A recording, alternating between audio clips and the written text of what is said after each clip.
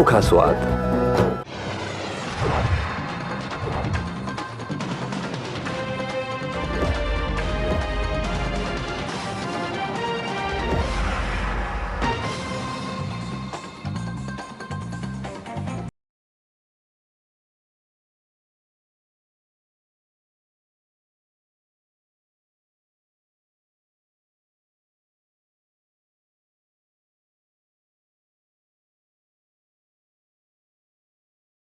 नमस्कार, भास्कर न्यूज़ में आप सभी का स्वागत है। मैं हूं आपके साथ प्रियंका वर्मा और आज हमारे इस खास कार्यक्रम में हम आपको भारत की एक ऐसी फोर्स के बारे में बताने जा रहे हैं जो भारत को तकरीबन 25 से 28 वर्षों से लगातार उसके आंतरिक खतरों से बचाती आ रही है।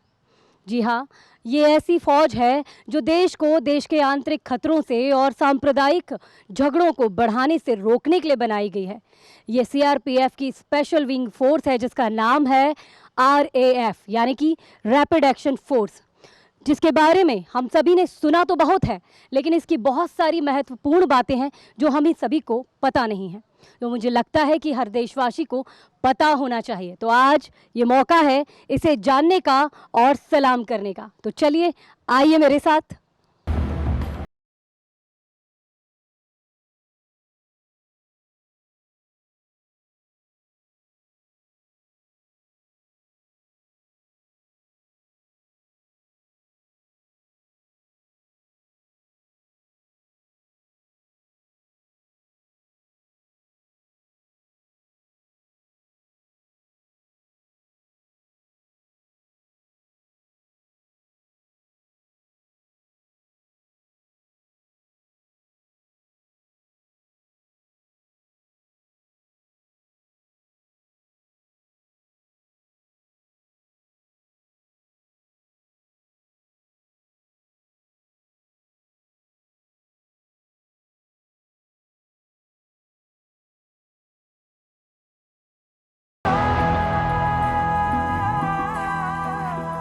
पीछे मेरे हमने देखा एक मोटर परिवहन स्थल बना हुआ है और मेरे ही जस्ट पीछे मंदिर हम देख रहे हैं। तो किस तरह से, और पीछे काफ़ी गाड़ियां भी हमें दिखाई दी हैं। मेरे साथ सर हैं। ये मोटर परिवहन स्थल भी है और यहाँ मंदिर भी है। थोड़ा सा इस चीज़ के बारे में हम आपसे लेंगे जानकारी। एक्चुअली जो यूनिट होती है आरएफ की, उसमें 108 गाड़ियाँ होती हैं टोटल, छोटी बड़ी गाड़ियाँ मिला करके।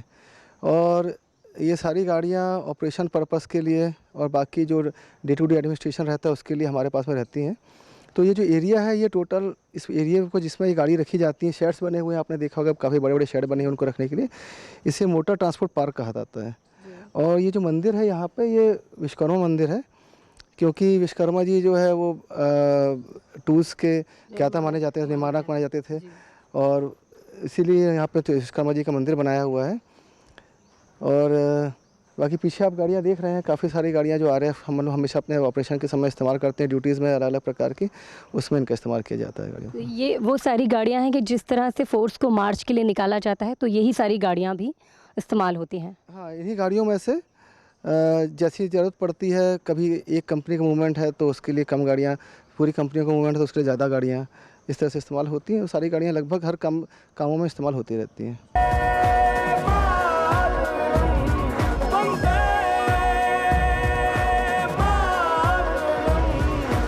सेना का नज़ारा मेरे पीछे आपको नज़र आ रहा होगा। बहुत सारे सैनिक अपनी वर्दी के साथ यहाँ खड़े हुए हैं। मेरे साथ यहाँ पर ऑफिसर मौजूद हैं। हम उनसे ही पूछना चाहेंगे, सर किस तरह से, जिस तरह से पीछे हम देख रहे हैं कि तैयार है सेना अपने मार्च पे जाने के लिए, क्या है ये प्रोसेस? मैम, जैसे ही ये हमारे ट्रूप्स रेडी हैं, जैसे ही हमें कोई इन्फॉर्मेशन मिलती है कि कहीं भी किसी भी तरह की आकस्मिक घटना घटी है और हमारे ट्रूप्स की ज़रूरत है, वहाँ पे स्थिति नियंत्रण से बाहर हो रखी है, तो उस कंडीशन में हमारे पास ऐसा आदेश है एमएचए के थ्रू कि विदिन हाफ एन आवर हमारी ट्रूप्स मार्च कर जाती है कंपनी कैंप से। उसके बाद हम आधे घंटे के अंदर मार्च करने के बाद नियत स्थान पे पहुंचते हैं, तो हमारी ट्रूप्स इस तरह से तैयार हालत में खड़ी रहती है। जैसे ही इनको आदेश मिलेगा, इनको मार्च करवाने के लिए गाड़ियां खड़ी हैं। इन गाड़ियों में इनको प्रॉपर ब्रीफ कर दिया गया कि कौन सा व्यक्ति कहाँ बैठेगा, उनकी गाड़ी कौन सी होगी। इन सारी चीज़ों को बताने के बाद ये बस एक इशारे का इंतज़ार कर रहे हैं। जैसे ही इनको इशारा मिलेगा, ये अपनी अपनी गाड़ियों में बैठ करके और ट्रूप्स मार्च कर जाएगी। इशारे का इंतज़ार है और पूरा ट्रुप तैयार है। देखिए।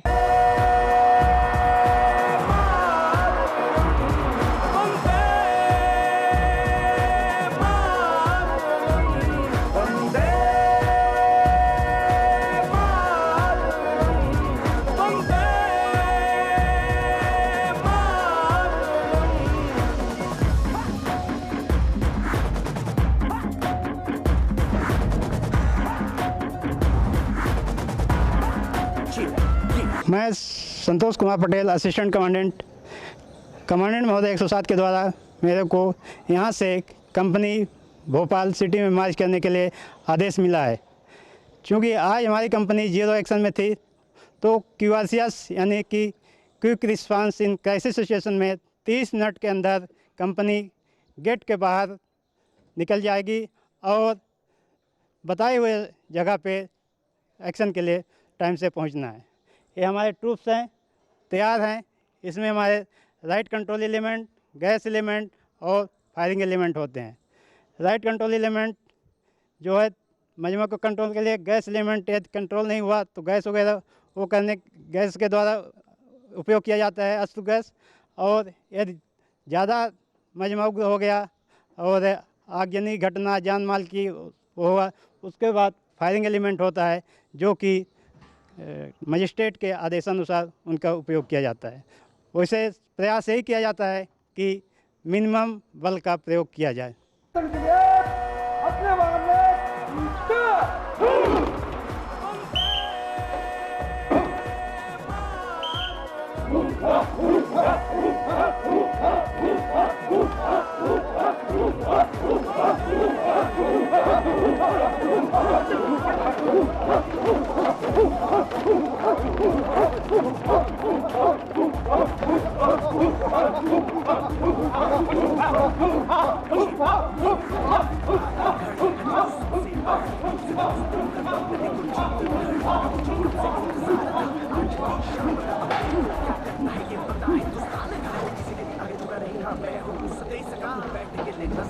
मैम, ये जो हमारे पीछे खड़ी है गाड़ी, ये वज्रा बोलते हैं इसको। ये स्पेशली डिज़ाइन की गई है उग्र भीड़ के बीच में कार्रवाई करने के लिए।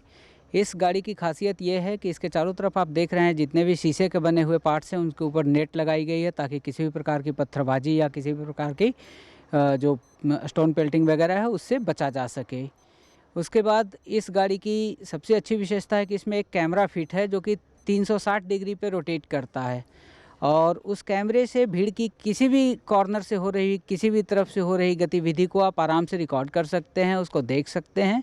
और उससे चूँकि वो रिकॉर्डिंग कर रहा होता है तो बाद में आप उस रिकॉर्डिंग से दंगाइयों को आइडेंटिफाई भी कर सकते हैं, जो कि एक बेसिक एविडेंस के तौर पे पुलिस को बाद में भी दंगाइयों को पकड़ने में मदद करती है। इसके अलावा इस वज्रा व्हीकल के ऊपर एक MBL फिट किया हुआ है, मल्टी बैरल लॉन्चर। उससे विभिन्न प्रकार के सेल, इलेक्ट्रिक सेल जो कि बिजली से ऑपरेटेड होते हैं, उनको फायर किया जाता है, जिसकी दूरी 50 मीटर से लेकर 130-35 मीटर तक की होती है। उतनी दूरी तक हम कोई भी इलेक्ट्रिक सेल, खास करके smoke shell, tear smoke shell वगैरह का फायर करते हैं। ये गाड़ी मल्टीपर्पज़ होती है। इसमें 2 जनरेटर होता है। रात को अगर किसी घने अंधेरे इलाके में कार्रवाई करनी हो तो इसमें लाइटिंग लगी होती है जिसे जनरेटर के थ्रू ऑपरेट किया जाता है, और ये अपने चारों तरफ के इलाके को रोशन कर देती है ताकि हम आसानी से अपनी कार्रवाई कर सकें। इसमें ड्राइवर के अलावा एक साथ में बैठा व्यक्ति ऑपरेटर होता है जो कि कैमरे को ज़रूरत के हिसाब से अपने इलाके पे फोकस करता है, मॉडिफाई करके, और उसको कैप्चर करता है इलाके को। ये इस वाहन की विशेषता है मैम।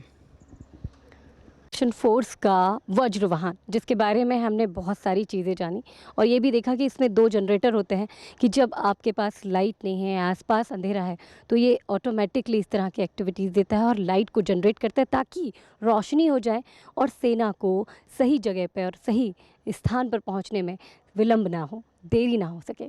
बहुत सारी चीज़ें हैं, चलिए और देखते हैं आगे क्या है।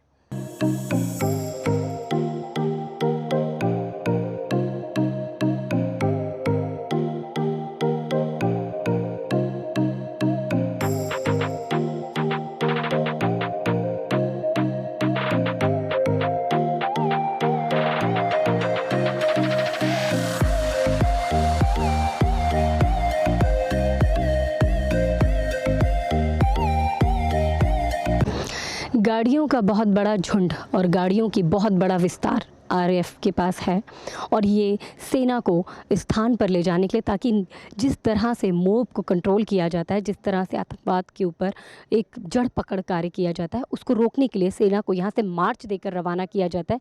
मेरे पीछे अभी हमने देखा कि वज्र वाहन है जो रैपिड एक्शन फोर्स का सबसे सक्रिय वाहन है, जिसमें कई इलेक्ट्रॉनिक एलिमेंट्स हैं, जिसके चलते हुए सेना की टुकड़ी को बराबर नियंत्रण में और बराबर सुविधा के साथ आगे पहुँचने में समय ना लगे, इसके लिए पूरी निगरानी दी जाती है। इसके साथ समाज सुधार और समाज सेवा के लिए और सुरक्षा बल के साथ साथ कई और व्यवस्थाएं भी हैं जो इस सेना आरएएफ ने नियंत्रित कर रखी हैं।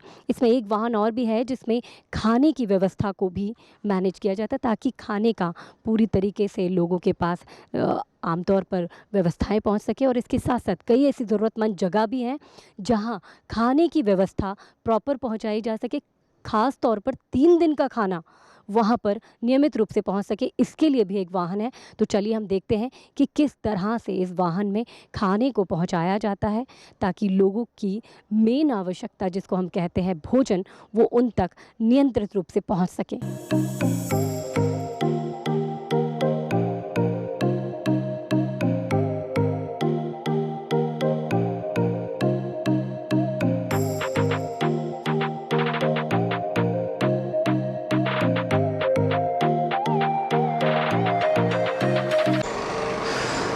जैसा कि आपको पता है कि हमेशा एक कंपनी हमारी रेडी रहती है किसी भी एक्शन के लिए, जो कि शॉर्ट नोटिस पर आधे घंटे के अंदर मार्च करती है।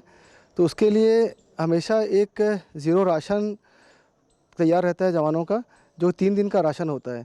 कभी भी कंपनी कहीं मूव करती है उसके लिए एटलीस्ट 3 दिन का राशन हम पहले से पैक करके रखते हैं। जैसे ही आदेश मिलता है वो 3 दिन का राशन तुरंत गाड़ियों में लोड करके और फिर कंपनी मार्च कर जाती है। इसी चीज़ की ड्रिल अभी आपने देखी थी, जिसमें कंपनी ने 3 दिन का राशन तेज़ी से लोड किया और अब ये जवान अपने 3 दिन के राशन के साथ और बाकी ट्रुप्स अपने सामान और साज सामान के साथ में मूव करने के लिए तैयार है।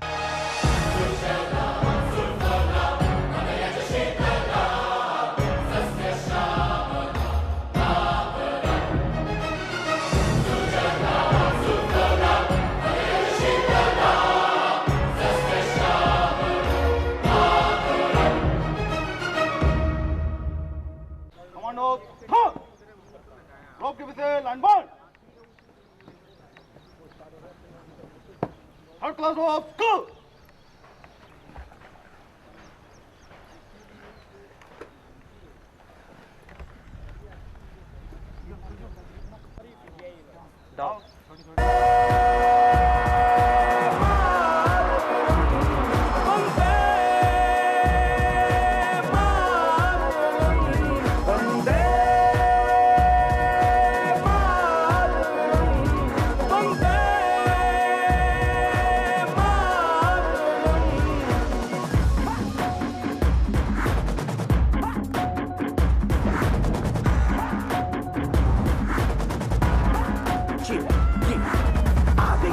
देखो सबसे बड़ी मुझसे बस 2 कदम पे देखो जीत खड़ी। हम मुझे कब से इंतजार था आज की शाम का, अब देखो क्या करता है ये बंदा हिंदुस्तान का, जो किसी के भी आगे झुका नहीं। हाँ मैं हूँ उस देश का। ये है आरएएफ का ट्रेनिंग सेक्शन, जहाँ पर कमांडोज़ को कई तरीके से ट्रेनिंग दी जाती है। और मेरे साथ यहाँ पर मौजूद हैं राकेश कुमार जी, जो यहाँ के इंस्पेक्टर हैं और ट्रेनिंग इंस्ट्रक्टर भी हैं। तो किस किस तरह से ट्रेनिंग दी जाती है सर, और किस तरह से कमांडो को तैयार किया जाता है? बिल्कुल, रैपिड एक्शन फोर्स में मैडम जो अभी आपका ये BOSC जो किया गया है उसका जो है टोटल 6 मिनट का टाइम होता है। इसमें टोटल 18 इवेंट हैं। हमने जो इवेंट अभी आपको दिखाए हैं वो सबसे पहले वर्टिकल रोप है। वर्टिकल रोप में मान लीजिए कोई भी मिलिटेंसी या किसी प्रकार का टेररिस्ट कहीं तीसरी या चौथी मंजिल में कहीं पे छुपा हुआ बैठा है और हमको कोई भी रूम इंटरवेंशन की कार्रवाई करनी है, तो हमारे कमांडोज वर्टिकल रोप के माध्यम से वहाँ बिल्डिंग तक पहुँच सकते हैं और जो वहाँ पे ऑलरेडी पहले से जो बैठा हुआ मिलिटेंसी है उसको नेस्तनाबूद कर सकते हैं। दूसरा हमारा जो इवेंट था वो 9 फीट डिश था। कई बार क्या होता है कि सुरक्षा बल जब किसी मिलिटेंसी या टेररिस्ट का पीछा करते हैं तो रास्ते में किसी न किसी प्रकार का जो है पानी या कोई भी ऐसा अवरोध आ जाता है। उस अवरोध को पार करने के लिए मिलिटेंसी तो जंप मार जाता है, चला जाता है, लेकिन हम लोग यदि रास्ता बदल के वहाँ तक पहुँचेंगे तो मिलिटेंसी या जो भी टेररिस्ट है वो गायब हो जाएगा। इसलिए हम लोगों को इसको प्रैक्टिस में शामिल करते हैं और पीछे के पीछे हमारे जवान जो है इसको क्रॉस करके और जो है मिलिटेंसी तक को जो है मार सकते हैं। तीसरा जो है हमारा ये है आपका हॉरिजेंटल रोप। इस रोप के अंदर जो जवानों ने जो किया है, मान लीजिए कोई भी रास्ते में किसी प्रकार का ऑप्टिकल्स है, कोई छोटी पहाड़ी है या कोई ऐसा ऑप्टिकल्स आया है जिससे हमको उस पे इस पार से उस पार हमको यदि जाना है तो हॉरिजॉन्टल जो रोप है उसके माध्यम से हम लोग वहाँ पे जा सकते हैं और उस अवरोध को पार कर सकते हैं। साथ ही साथ यहाँ पे किसी कारणवश मान लीजिए हमारा ये सर्किट पीटी है, ये भी हम कमांडो जवानों को इनको करवाते हैं। हफ्ते में एक बार जो है इस प्रकार की जो एक्टिविटीज़ हैं वो हर हफ्ते में एक बार एक दिन होती हैं, जिसमें आपका जो सर्किट पीटी है, सर्किट पीटी चारों तरफ से मान लीजिए कि कहीं ग्राउंड में पानी भर गया है, बहुत कम जगह है, जवानों को चुस्त दुरुस्त रखने के लिए और बहुत ही कम जगह के अंदर पीटी करवाने के लिए ये इवेंट हम कराते हैं। इसमें टोटल 12 इवेंट हैं, जो टोटल इसमें नफरी जो होती है वो 20 की नफरी होती है। एट ए टाइम 18 जवान हमारे एक साथ इसमें सर्किट पीटी कर सकते हैं। साथ ही साथ हम यहाँ पे बहुत ऐसे इवेंट हैं जो सांप्रदायिक माहौल टाइप का कोई भी इस प्रकार की कोई दंगा वो होता है तो जो हमारी आरएफ जो ड्रिल है मजमे को तितर बितर करने वाला, ये बीच में हम ट्रेनिंग में शामिल करते हैं और साथ ही साथ ट्रेनिंग भी करवाते हैं।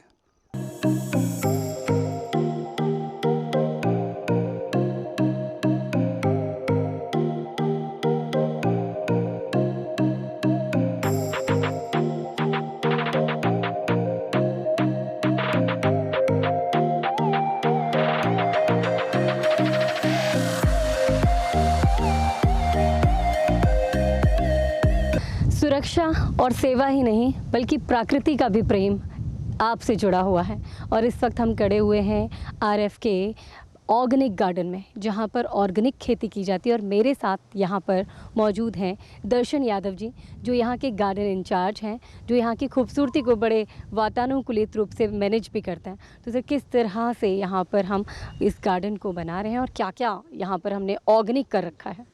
मैम एक्चुअली यहाँ पर हम लोगों ने जो है जैसा कि कोरोना के समय में दुनिया को पता चला कि एलोपैथिक चिकित्सा में जितने भी दवाइयाँ हैं वो बीमारी होने के बाद में जो है उसको क्योर करने की तरफ चलती हैं, और हमारी जो भारतीय आयुर्वेदिक चिकित्सा है उसमें ऑलरेडी ऐसे पौधे और ऐसी चीज़ें बताई जा चुकी हैं जो कोरोना जैसी दवाइयों को, कोरोना जैसी बीमारियों को हम लोग क्योर कर सकते हैं उन चीज़ों को यूज़ करके।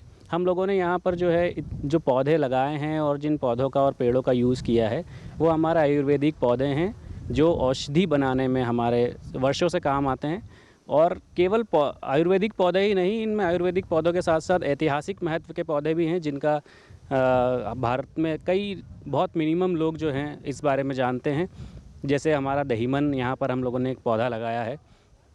तो दहीमन जो पौधा है वो जब आज़ादी के समय में जब बातों का आदान प्रदान करना होता था, सूचनाओं का आदान प्रदान करना होता था, तो वो एक ऐसा पौधा है, ऐसा उसका पत्ता पे अगर आप कुछ लिखते हैं तो थोड़ी देर में वो उभर के सामने आता है।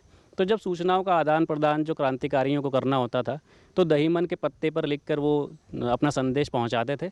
और जब अंग्रेज़ों को इस बारे में पता चला तो जितने भी भारत में दहीमन के पेड़ हैं वो उन्होंने कटवा दिए। आज के टाइम पर जो है हमारी सरकार उसको बचाने का प्रयास कर रही है और बहुत रेयर जगह पर आपको दहीमन पौधे मिलेंगे। इसके अलावा हमारे गार्डन में प्राइड ऑफ इंडिया सावनी जो पौधा है, आप उसे देखेंगे यूके में, जब फ़ोटो हम यूके के देखते हैं तो वहाँ पर पर्पल कलर के फ्लावर्स का पेड़ आपको दिखेगा।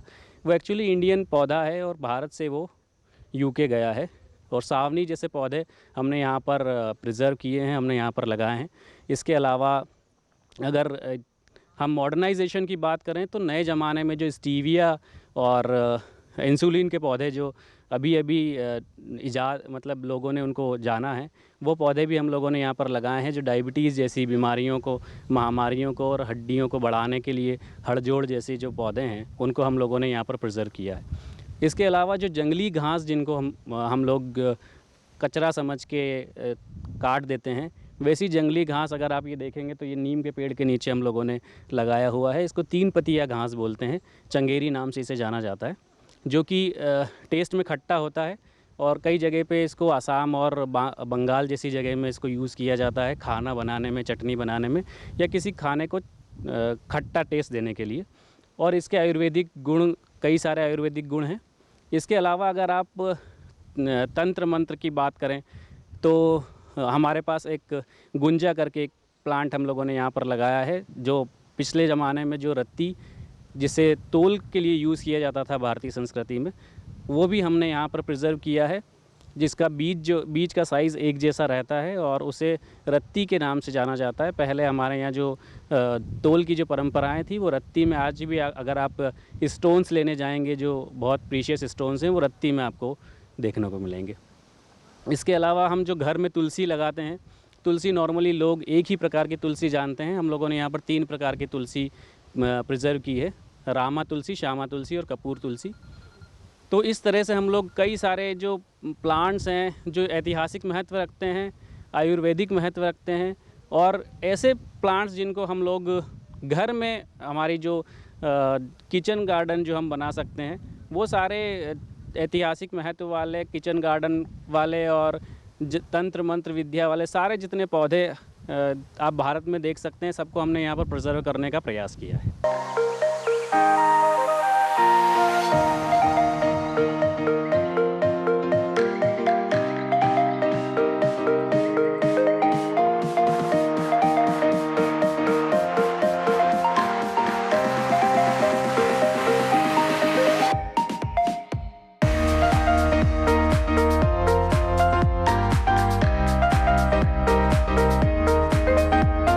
परेड, मैस, मंदिर, मस्जिद, गुरुद्वारे और उसके बाद स्कूल और स्कूल के बाद अस्पताल। यह है वाहिनी का अस्पताल। चलिए देखते हैं किस तरह की सुख सुविधा और स्वास्थ्य सेवा चिकित्सा यहाँ पर उपलब्ध कराई जाती है। आइए देखते हैं।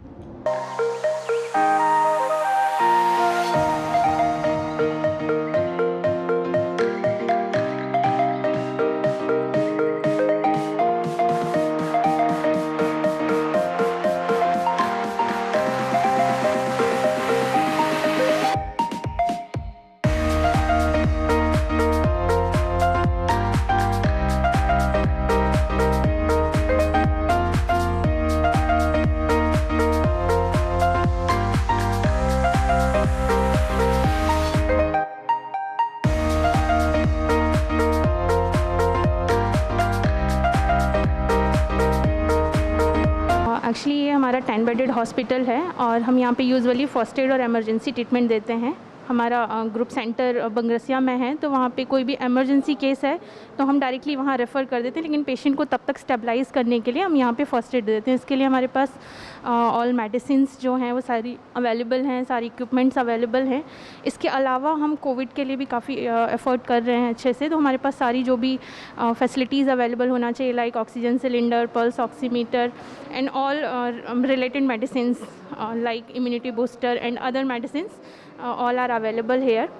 और हालांकि हम लोग यहाँ पे कोरोना पेशेंट को एडमिट नहीं कर रहे हैं, क्योंकि हमारा एक 50 बेडेड ऑलरेडी ग्रुप सेंटर है बंगरसिया में।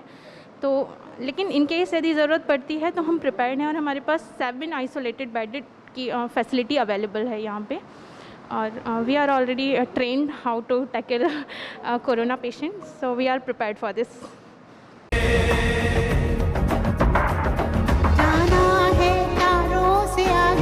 अपना रुकेंगे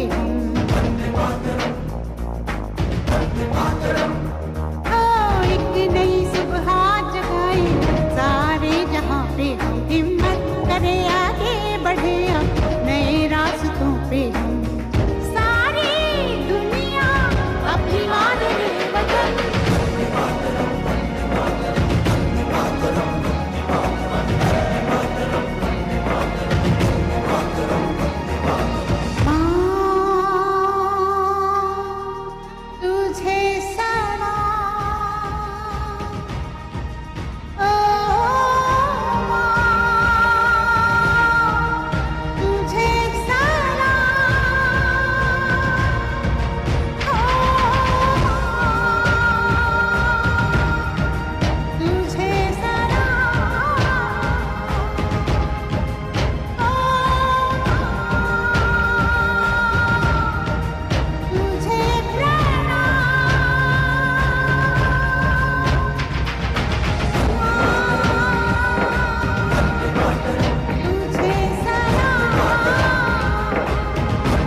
मेरे साथ हैं महिला फोर्स की टीम की मेंबर्स जो इस वक्त मेरे साथ हैं, जो हमने ट्रेनिंग अभी देखी महिलाओं की बड़ी ही सख्ती के साथ दी जाती है, लेकिन महिलाएं सेना में हैं और फोर्स के साथ जुड़ी हैं, आरएएफ जैसी फोर्स के साथ जुड़ी हुई हैं और इस वक्त मेरे साथ मौजूद हैं। क्या नाम है आपका और कहाँ से आप आए हैं? I am Vidya S or I am belonging for Unimach and I am 24 years is completed force members. I have 2 children and my mother father is or other families. तो कैसे अपनी ये आरएएफ की लाइफ और personal life को कैसे manage करती हैं? आरएएफ एक रैपिड एक्शन फोर्स है, तो इसमें जो सब चीज़ होती है रैपिड एक्शन के हिसाब से ही कार्यवाही की जाती है। जो भी हमारी राइट कंट्रोल्स की ड्यूटियाँ जाती हैं तो हम उस टाइम अपने फैमिली मेम्बर्स के पास में अपने चाइल्ड वगैरह बच्चों को छोड़ के फिर हम लोग ड्यूटी डिप्लॉयमेंट के लिए जाते हैं और वहीं वहाँ पर जो भी कंट्रोल की ड्यूटी होती है पीसफुल उसके लिए मतलब कार्रवाई मतलब काम करते हैं, वर्क करते हैं जो भी ड्यूटी डिप्लॉयमेंट होता है। तो ये है महिला फोर्स और महिलाएं भी हर क्षेत्र में आगे है, ये बखूबी आरएएफ की इस महिला विंग फोर्स ने भी साबित किया है।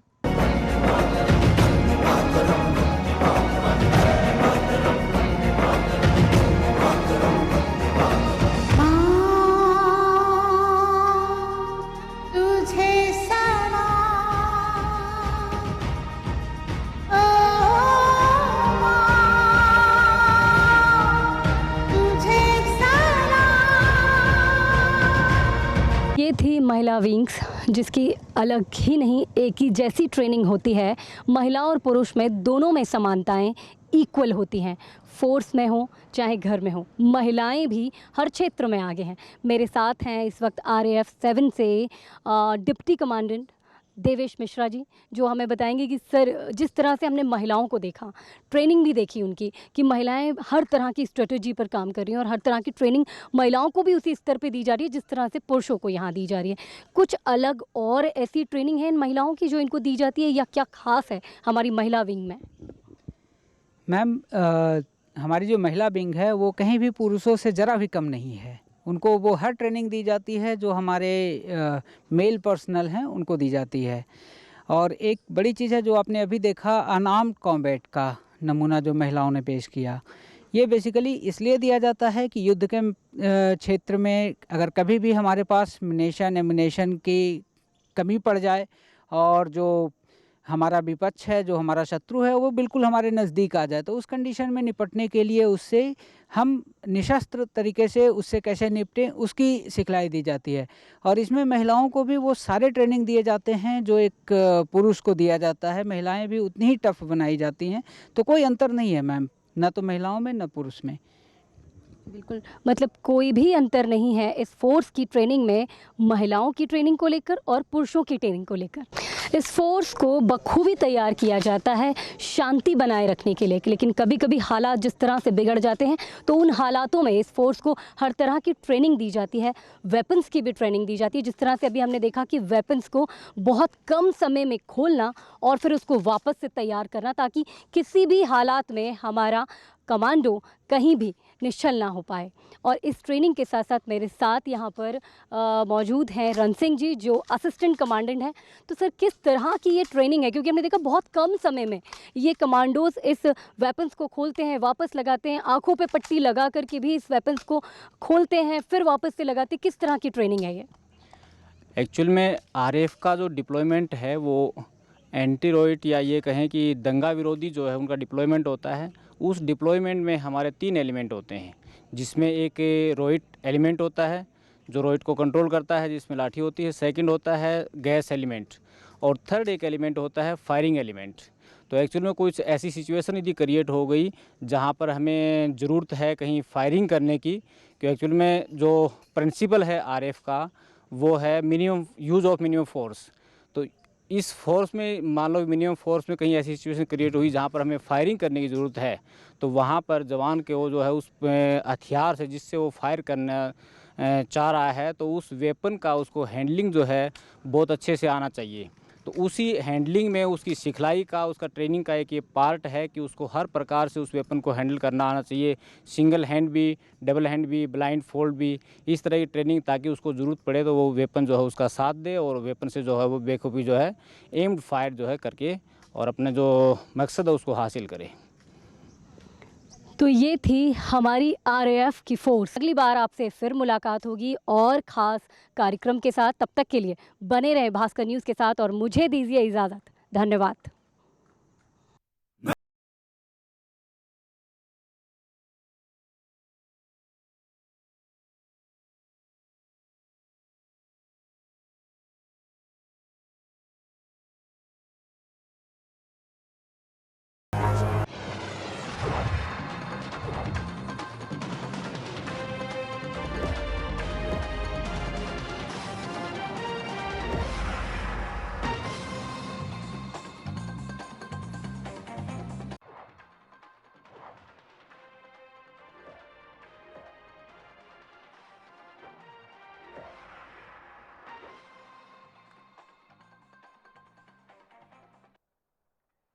नमस्कार, आप देख रहे हैं भास्कर न्यूज़ पर मंथन।